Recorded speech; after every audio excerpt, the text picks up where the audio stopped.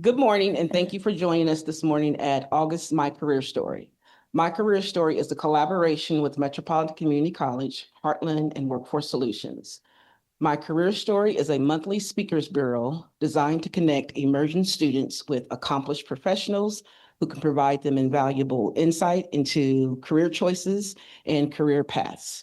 Today's guest speaker is Eli Rigatuso, a proud Omaha native with over 4 decades of experience in video production and photography, from editing tape to tape at local TV stations in early days of his career to leading Bellevue University's Video Media Services Team in the digital landscape. Eli has witnessed and shaped the evolution of media firsthand. He's earned his BA in communications from the University of Omaha and is currently pursuing a master's degree in management and leadership. Please join me and welcome Eli Rigatuso on navigating the job search and workplace as a 2SL LGBTQIA professional. Thanks. I am Eli Rigatuso. I use he, him, and they, them pronouns. I identify as a two-spirit queer transmasculine person of the Menominee Nation. Although I was born here in Omaha, Nebraska in 1965. My mother was born on the reservation up in Kashina, so I am first generation born off of the reservation. It's important information to have, right? Because it has shaped part of how I got to where I am today. I will also say I wear my heart on my sleeve. My emotions are always right on top. So even though I may get a little teary-eyed, it's just because what I'm sharing means a lot to me. And to me, who I am, my identity, my story is deeply of value to me. And I hope that it helps you on your journey. So I've worked in video production for over 40 years, and today I manage the Video and Multimedia Services Team at Bellevue University. But I'm not here to just talk about my job title. I'm here to talk about the real journey that it took to get here. That's emotional because as someone who's always been an outspoken advocate for the community, I have handled a lot of punches, major gut punches along my journey. So as she shared in my intro, I started back in the days of tape to tape editing. For those of you who don't know what that is, you literally take two machines with one tape that has your raw video and the other tape that you hit record, and you just capture the snippets that you want into the finished story that then ends up out on the news or ends up being a promo for a TV show. Like, that's where I started. In the 90s at UNO, we learned how to edit on 3/4-inch video. What that basically meant is you had a camera, which was probably 5 times bigger than that one there, that was connected to a deck that you put your media into, your videos, right? So you had to haul this thing and hold this big camera when you were recording the things that you were recording. So today, my love for storytelling kept me in this work, even as the industry changed. And frankly, I wasn't always sure there was a space for someone like me. Coming out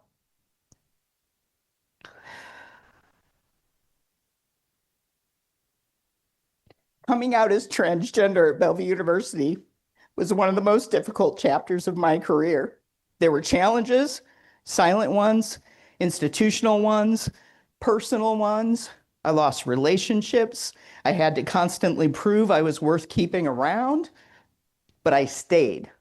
I stood my ground, and today I manage a small team of video production professionals. That fight led me to getting promoted. That standing up for myself finally led me to managers who saw my value and were able to invest in me. And I'm really grateful for that opportunity. I will have to say, though, that promotion, when it first came in 2023, came with a whole bunch of issues of its own. I'm not going to get too deeply into that.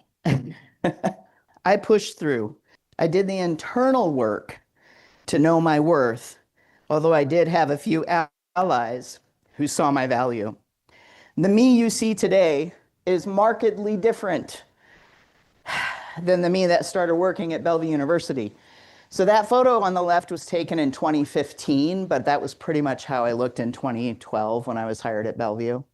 But as you can see on the right and here, this is who I am today. This is what I look like today. In some rooms where I go and I introduce myself as Eli, he, him, people see me as a man. It's the people who find out that I'm trans that get a little tripped up. It's a brain thing, and it's not my problem, it's theirs. But I will correct people if they get it wrong. Not because I'm mad, not because I'm hurt, not because I think you're dumb, but if I don't bring attention to it, it won't change for you. So not only was I presenting my gender in a different manner when I started in 2012, I had also been an outspoken advocate for the 2S LGBTQIA+ community since the late 80s. I had a wild journey when it came to employment in our state. I was a late bloomer. After graduating from high school in 1983, I attempted college, but honestly, I was struggling to find myself.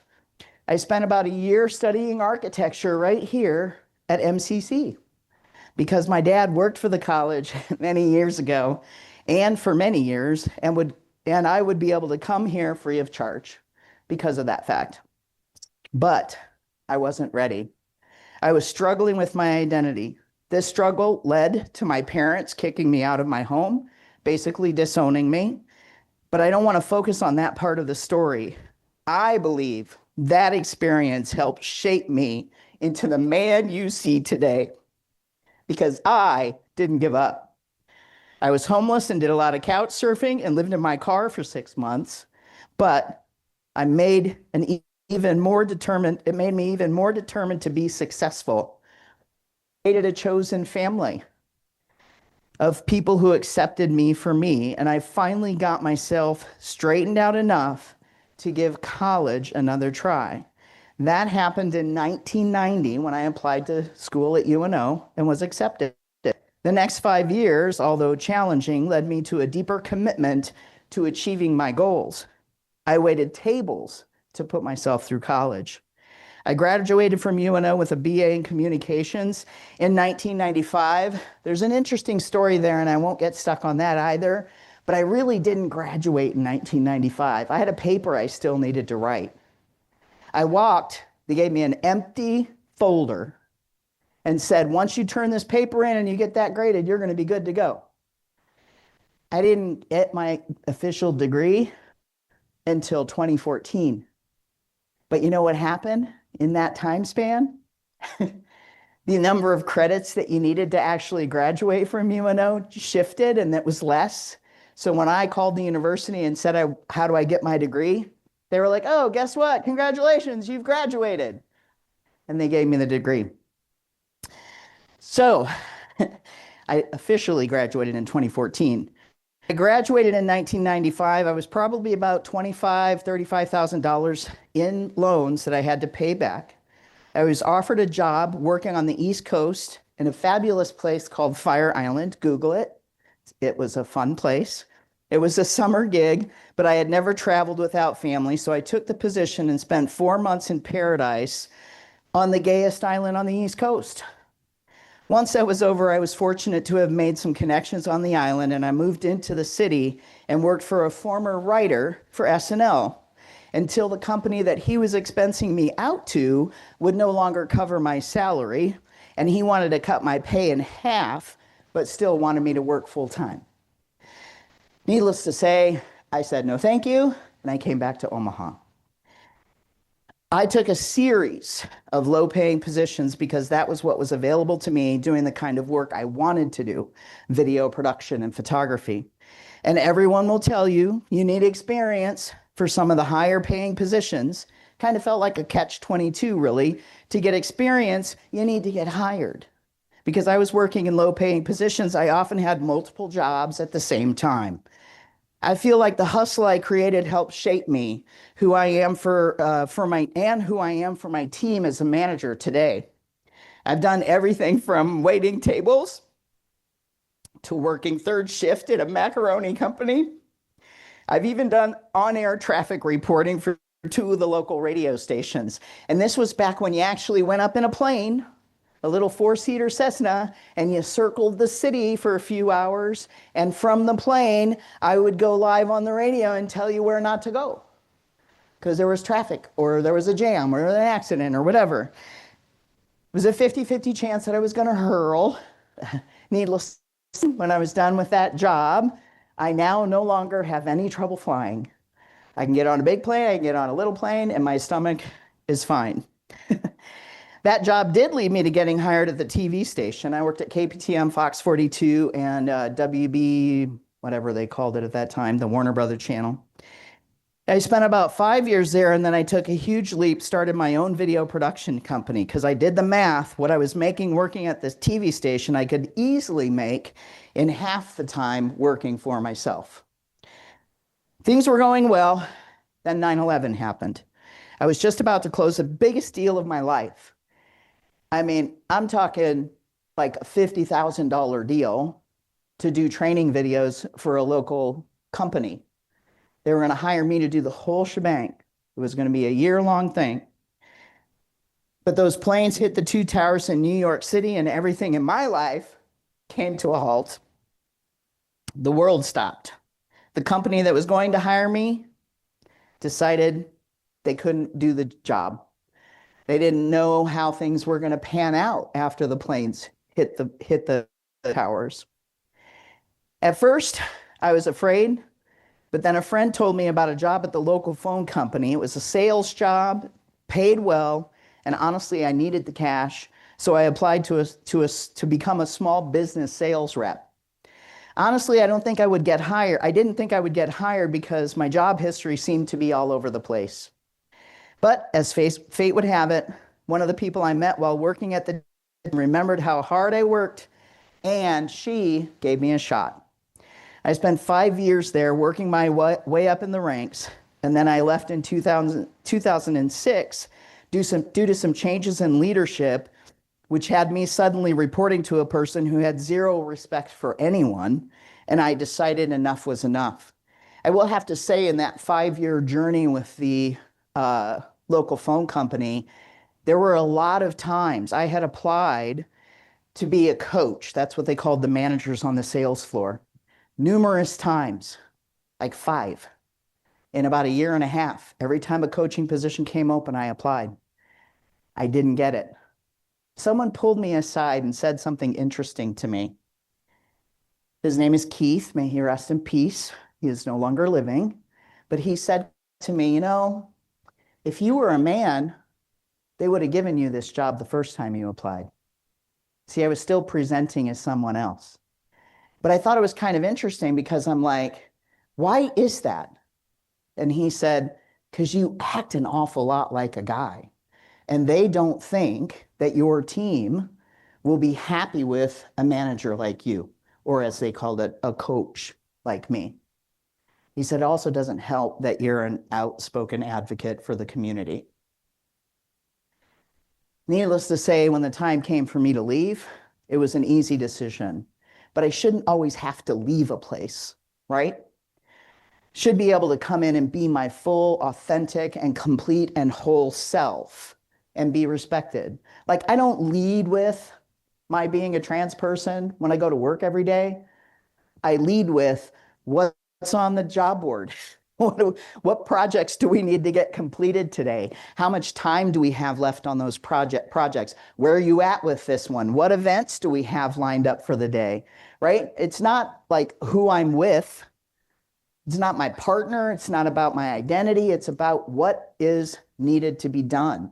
And I think it should be that way everywhere, but it's not. And honestly, I want to thank Barbara, because when she asked me to initially do this, I said, well, I'm not going to do it without talking about who I am fully.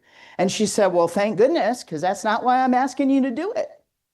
So I just want to say I'm really grateful to that, because in today's political environment, they're trying to tell us to be quiet. They're trying to tell us to go away. And I got to tell you something. Although I was in my closet this morning when I picked out this fabulous outfit, and it's a much bigger closet than I've ever had in my life, like it's a walk-in with lots of shelves and stuff.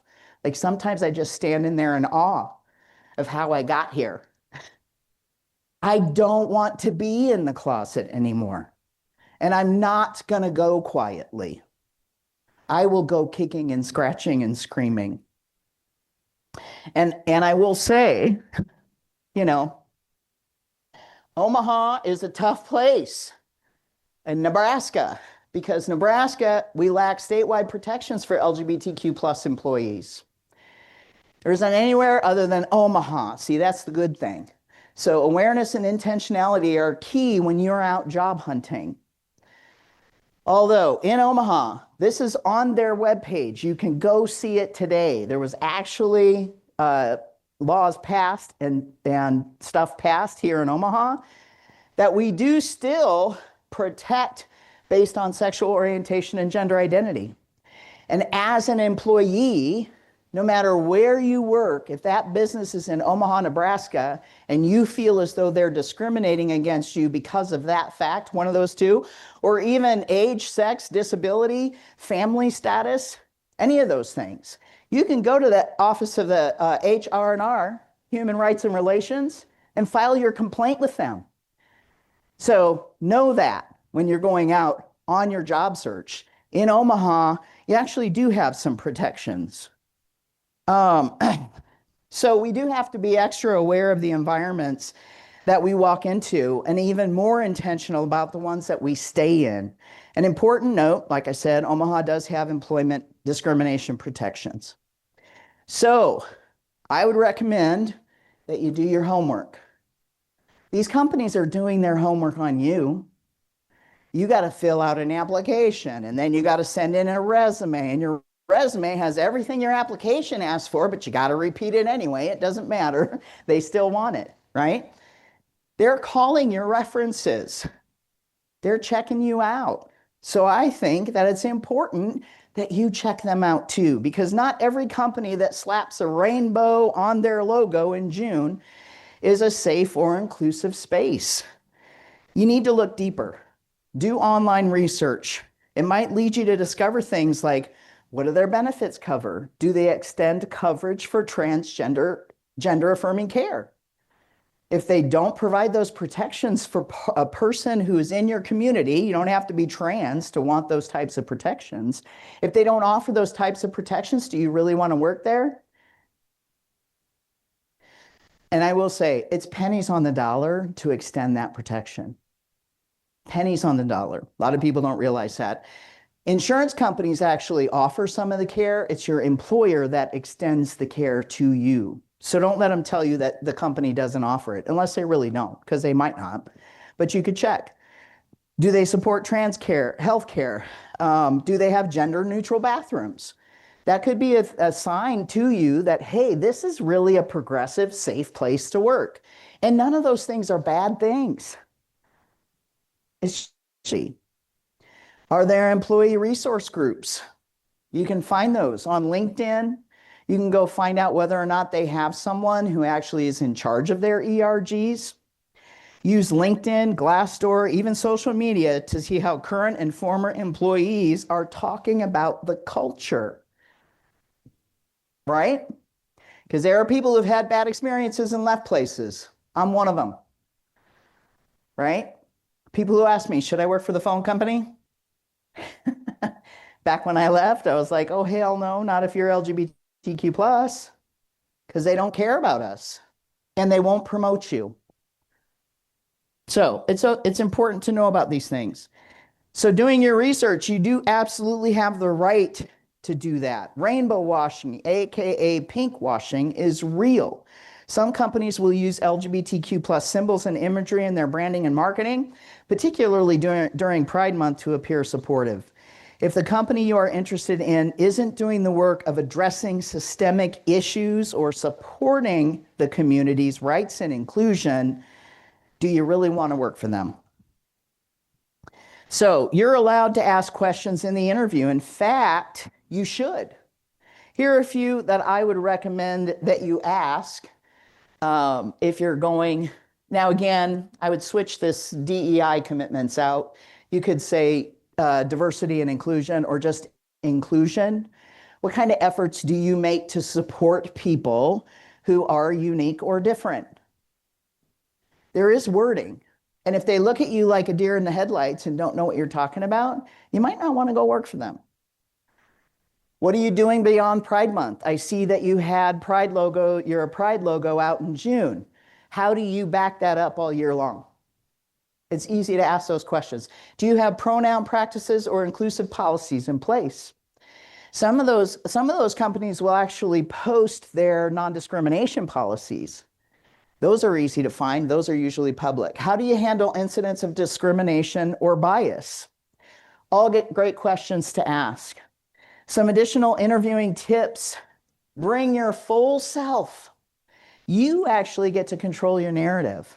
And I'll tell you something. I understand if in some places it isn't safe for you to be you. I get it. Believe me, I get it. There are places that I go to today that I don't say that I'm trans in.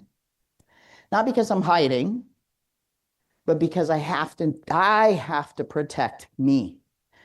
And so it's fine. But if you bring your whole self, if you feel safe, you get to decide how out you are. And there's no shame in protecting your peace. If you want to go in guns a-blazing, great, do it. A thought actually occurred to me this morning.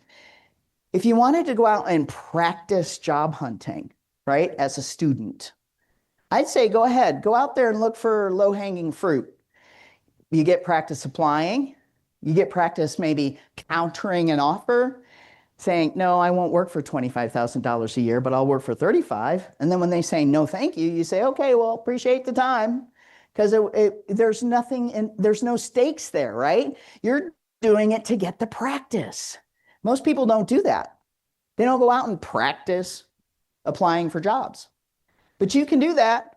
Those employers don't need to know that's what you're doing. Practice introducing yourself with pride. Practice redirecting invasive questions. Again, if you go out and practice interviewing, go and apply for a job at McDonald's. You know you don't want it, but here's where you get to ask all of those questions that might make you afraid to ask them in a job that you want, right? In a position that you really want to apply to. Also, practice answering the tell yourself question with confidence and clarity because you get to own your story. You get to decide what level of disclosure. You know, again, I'm not telling you to out yourself everywhere you go, but practice, right? Unfortunately, some spaces are still hostile. You need to know the signs. Vague answers coming from your people when you go to ask your interview questions about DEI policies. No mention of LGBTQ plus inclusion in their policies. Oh yeah, we have one of those. I can't tell you how many times I've heard that. You know, there was a local artist who shall name unnamed. I will not name him, but he was doing a project. It was a pretty big project. It was going to be showing up in many places all over Omaha. And he was asking for subjects to come and sit for him so that he could do his art. And so I called him up. Let's do it. I want to do it. And he's like, well, tell me about your identity. And I said, well, I'm a two-spirit, queer, transmasculine person. Oh, I already have one of those. I'm sorry, one of what? Well, I have a trans person who already sat for me. Oh, and you're good with just one? That's called tokenism, people. Be aware of it. Be aware of it, because it happens. Okay, where was that? Trust your gut. You can always tell when you go into an interview if somebody is not being authentic with you. And again, if you go out and do some practice interviews, you can kind of hone in on that skill of yours that you have, because we all have it. I know when I'm not in a place where I'm being seen and valued and heard and affirmed for who I am. Showing up authentically. Visibility when safe can be healing. Your story can inspire and protect others, and you can create space for truth and joy to show up. You know, one of the things I've had a lot of people tell me as I kind of navigate my life and share myself on social media is that even folks who are not trans have said to me, You've helped me find the courage to share things about myself and be authentic in everything that I do. Not because I'm trans, but like some men. I've had grown men, big guys, like, linebackers, come up to me crying and hug me and say, God, I want to be a guy like you when I grow up. And I'm like, wow, that's a huge honor to have them say that. They're like, I wish I could be more vulnerable. I wish I could share more about myself authentically and genuinely and feel safe doing it. So it's your power, it's your path. Your identity is not a risk. It's your strength. See, I've had a number of coming outs in my life. The first time, I didn't find out actually about this first time out until I was 50 years old, and I went to go tell my mom that I was trans. And she says to me, oh, I know it. Ever since you were this big, you told me you were a boy. And all of a sudden, things that I had trapped in my unconscious mind flipped into reality. And I was like, oh my God, do you mean that when this happened, when I was this old, it happened? And she's like, yeah. And I was blown away. And she says to me, she says, I'm sorry. I said, for what? She goes, I didn't know how to help you back then. I didn't know what to do for you. And I said, Mom, I have no ill will. I know I was a challenge. Because not only did I come out in the early 70s as a boy to my parents who had zero access to all of the interwebs and everything else that we have access to today, fast forward to my late teens, early 20s, I came out for a second time, but I did that after also telling them that their son might have a drug problem. And then here I was at 50, at the tender age of 50, sharing with my mom that I believe that I was a girl born in or a boy born in a girl's body. And she says, oh, I know it. And then she said, I'm going to call you Charlie, because I was suffering from dementia. But it was beautiful because after that, so I told her that in 2015.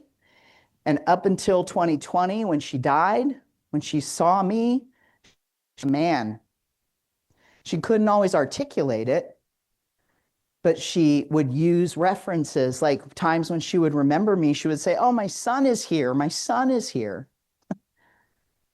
She gave me a huge gift. 2020 took her from us. That's okay. I have grieved that loss. And I know I carry her with me everywhere I go. So where are we at? Oh, I'm doing pretty good on time. Woo. Oh, 5 minutes.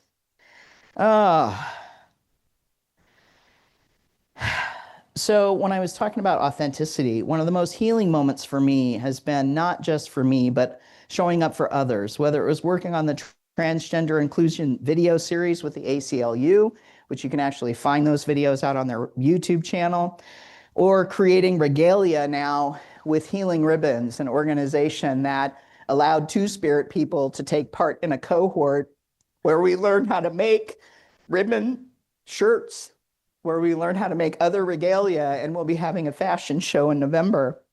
So much healing that I've gotten from that, focusing on that creative aspect and what I have to give creatively. I've learned that visibility, when safe, can be powerful medicine. Trust your power. So you deserve to work somewhere you are respected, not just tolerated.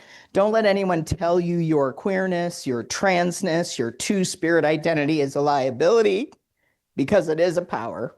It is wisdom. It is a gift. Trust it. So I'd love to open up to any questions that y'all might have. I think I hit my time in that 5-minute mark. Slid into home base with a few tears. You've all been a great audience. Thank you for listening. Thank you. Is there any online questions? I do. Oh, Can you reiterate, what is your role at Bellevue again? I am the manager of the video production and multimedia services team. Okay. So it's one team. The video producer directors create videos for our online courses, and the multimedia services guys are the guys that do audio video, like this handsome gentleman back here at the table. So we are the career experiences department. So our primary goal is to bridge the education to employment gap. Yeah. So my question to you is in regards to those individuals or students that want to follow that particular career path. Yeah. Are there any opportunities or excursions available for us to bring students to Bellevue to learn more about that side of things? Oh, you are always welcome to connect with me and bring students in to, look at the facilities and what we have to offer. Talk to my team about what it is that they've done and the educational path that they've had to follow to get there. We do not have video production like you all have a degree here where you can actually get a degree in video production. We don't have that, but we do offer opportunities for people to come in and tour our facilities, see what we do, understand what we do, and the importance of having it at the university. Or even like a day in the life of or shadowing you. Absolutely. And whatnot. So, Absolutely. I'd be more than happy to have somebody shadow me. okay, perfect. Yeah. In your professional journey, who would you say was your greatest ally? Ooh. Well, yeah. I would say there are a few different that pop into my head at different iterations of my life, but I'll just stick with the most recent. So in like 2018, 2019, we had a new dean take over our division. We're the design and development division of the university. And this man, first of all, he was amazing. He got hired. He came from Gallup. His name's Rick Cook. And he started making some changes to the department, but he always listened. And he was going to make a change in 2021 that was going to adversely impact me. Because like I said, my journey of coming out as trans at Bellevue was a rocky road. There were managers at the time who were kind of like trying to force me out, like micromanaging me. They were giving me a heavy workload while other team members were doing half the work I was doing. But see, I just put my head down and kept moving forward. But anyway, so all of this stuff had happened. I had filed a couple of different Title IX complaints. I finally went directly to the president of the university and had a heart-to-heart and said, look, something's got to change, something's got to give. I don't know if you're aware of this, but these are all the things that are happening. I have a whole bunch of documentation about what's going on, and I don't feel like it's right. I deserve to have this job. I have worked hard. I handed her, 15 letters from people that I had worked with, professors and deans at the university, who all said, Eli's awesome to work with. He's a great guy. He's business, he's professional, he gets the job done. His output is fantastic. So anyway, so Rick was starting to make changes within the department, and he said that he was going to move the video production team at the time under a manager who was someone who was part of the problem for me. And so I had a very deep heart-to-heart with him and shared with him everything that had happened. And it was so great because he said, okay, you're going to report to me. You're not going to report to him. Video producer directors will report directly to me. And then as time went on, some time went by, and in 2023, the person who was managing the Multimedia Services Team, the AV team, decided he was going to move on to a different position. And Rick came to me and said, hey, how would you like to manage not only the video producer directors, but also the AV team? Because I had had a conversation with him when he first came in about how these two groups could work together and come together. And I said, well, where do I start? Now, granted, I will give you a few tips there.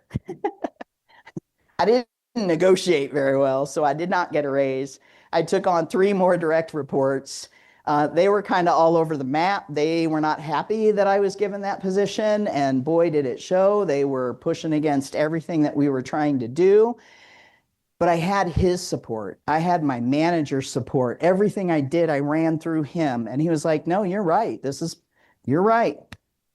We're going to keep doing this. And he stood by me. And I'm still there. I have 3 brand new AV team members. And you know what? These guys are rock stars. They are just running circles around this work. I took the day off today. I don't take days off very often, but I took the whole day off so I could be here, prepare for this. And I'm not even worried about them.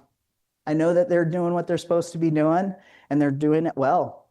So I'm just really grateful. Rick, he moved on to a different position at the university. He's still there, and he still acts as my mentor at times.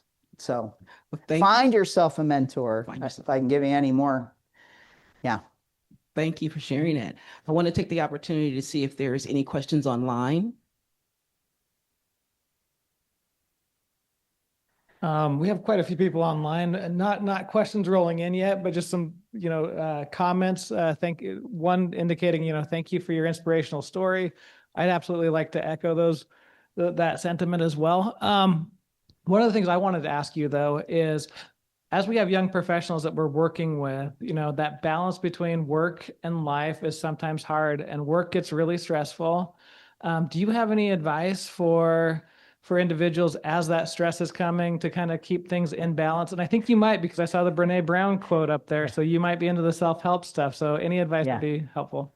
Yeah, I'll tell you, I've always kind of been into the self-help stuff. Ironically, at UNO, I met with a counselor because they're like, oh yeah, you can go to counseling. You go here, you get 1 session every so many weeks or whatever. So I went to go meet with her, and I was meeting with her on a regular basis. And it was the first person that I vocalized that I may not be a girl. And she was like, okay, well, what's the big deal? And I was like, and I got to tell you, I was a high femme. For those of you who don't know what that is, some very long hair. I wore lipstick and makeup. I was like very svelte. I thought I was hot, hot, hot. Ironically, I wasn't attracting the kind of people I was attracted to. I'm actually attracted to ultra feminine people, right? But that was because that wasn't me. And so I was projecting that out into the world, but it was kind of like I was telling people, I was trying to hand people a bouquet of flowers, and they were like, those things are dead. They could see something I couldn't see. And it wasn't until I came out as trans that I started to actually feel like I was attracting the kind of people into my life that I had always wanted, but it was because I wasn't trying. It's because I stopped looking. What I was doing is working on this. What I was doing is working on my health and well-being. When things get hard and you start to get stressed at work, go home and chill. And I'm not talking about drinking a ton of alcohol and partying up like an animal. That's going to make things worse.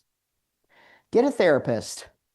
Your brain, just like your heart, needs to be taken care of. Going to therapy is absolutely a great thing. I have been doing it now solid twice a month for like the past 10 years. There were times when I actually did it once a week, but it was that one person, that one committed listener that wouldn't judge me, that heard everything I had to say. Again, if you're artistic, and go and lose yourself in those artistic adventures when you're not at work. Healing, self-healing, healing from trauma, whatever trauma it is that you've experienced in your life. Spending time on you and truly falling in love with you. I promise you, you will not go wrong. And it won't matter who's holding your hand at the end. What will matter is you're holding your own hand.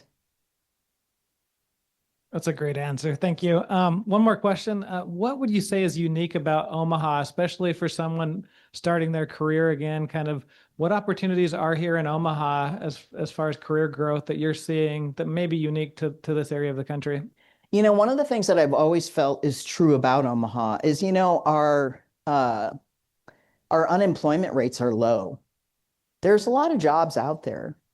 And if you're willing to go take a job that might be under your education level or your knowledge level or your experience level to get that experience, I think it's the best way to go. like I said, there was one time, again, I think I only did it for maybe 9 months. I had 3 jobs. I got up in the morning, I went in and worked at a dry cleaner's. And then in the evening, I worked waiting tables.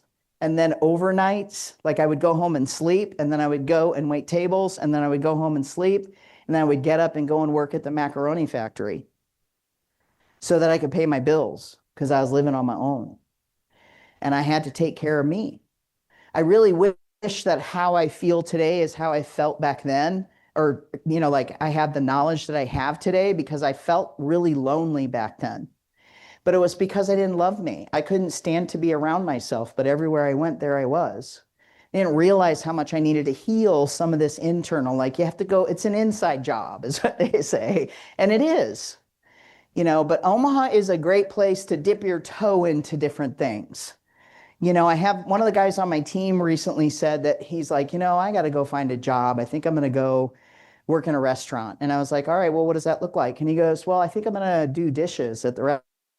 Dude, you want to wait tables. You do not want to do dishes. And he's like, well, why do you say that? I've never waited tables in my life. I said, the right restaurant will see you and you are a diamond in the rough. You're intelligent. You can learn the menu. You can figure out how to serve the things that they want served. I believe in you. You should do it. He's like, well, then he comes back a few days later. He's like, okay, well, I got that job. And he's waiting tables. Again, if you're willing to do those kinds of things, I can't tell you all of the customer service things I learned while waiting tables. I really feel like it should be a requirement for all high school students to wait tables for 1 summer or 1 year to learn how to not be judgmental of the different people that show up in your booth. Because you don't know. People used to say, oh, who wants table 12? There's a couple of women dykes over at table 12. They're going to be horrible tippers. I was like, well, I'll take them. Again, those were my high femme days. Scurry over. Big tips from the lesbians. Okay. Right? It's just how you treat people. You learn how to treat people. But I think Omaha has been good for those types of things because there are pockets and places where you can go find open and affirming, safe environments. And I got to tell you what, in today's political landscape, even being someone who has faith, deep faith, can be risky because people are judging people who meet people who have deep faith, wondering whether or not, oh, then that means you hate me. I have a number of friends who are deeply spiritual and religious. They don't hate me. But it's because we can see and honor one another and stand in a place where we acknowledge that we have value. I have a spiritual belief. I'm here because of my Creator. I don't have to go to a church. Church is all around me. We're in church today, right now. It's just a different kind of church, right? So I don't know if that answered your question or not. I think Omaha could be a really great place to be a springboard to other places. I will tell you that in TV and media here in Omaha, the jobs are limited and they don't pay that well, but get one here, get the experience and go. Good friend of mine, we graduated from Westside together in 1983, Michelle Bander, you can look her up, Bandoozy, she used to go by Bandoozy, but Michelle Bander now works in California. She's a news reporter. She has won an Emmy. She's an amazing, extraordinary reporter. She started here. And then she left and went to some other places. And then she came back here for a little while. And then she left again. If you go look her up, she actually did a really beautiful story of my mom and I in 2020 when Mom died from COVID. Because shortly after she died, I got sick and ended up hospitalized. So I lived to tell about it, though. Mom did not. Thank you for sharing it, Eli. I have one last question for you. Yeah. Could you recommend any kind of creative artistic associations or networking events for our creative arts and design students? Oh gosh, there are so many different places where you can get plugged in to arts in Omaha. And of course, I'm going to now have a brain fart about what some of those places are. There's the place in North Omaha off of 24th, I believe it is. Contemporary art. Yes. That place is amazing. There's through Omaha Community Foundation, there's some things, and there's some arts things that they actually support. There's the Benson First Fridays. They do a lot of really great things, and they're very open and progressive. So if you are an artist, I would strongly encourage you to get connected with that community of people. Again, it kind of depends upon what kind of art you're interested in too. So that's a good question. Well, thank you. It's terrible because I'm not good on the fly. Thank you. Does anyone else have any last questions? Any questions online? We do have extra time, remember, because we started 10 minutes late. Okay. Just kidding. We do. Are there any online questions or comments or anything? No? Sorry if I put you all to sleep out Oh, there. you have it. This has been very, Zoom land. Well, on behalf of MCC, Heartland Workforce Solutions, we want to thank you for coming and being our honored guest. Absolutely. Like I said, this information will be put out on our platforms. We'll send you a copy of it as well. And so if we can give a round of applause for Eli Rigatuso, thank you. Thank you. And I also just want to say that, like, I did this because this is an opportunity to practice. Now, I've done a lot of public speaking and presenting. I'm not being paid to be here today. I'm doing this because I think it's important for folks like me to see people like me telling their truth, right? It doesn't always have to come with compensation. So you can actually go out to my website, speakingofhappy.com. If you go to the About page, you can learn more about me. I am more than happy to come talk to your businesses, do presentations for them. Again, depending upon what it's for, I might do it at no cost to your organization.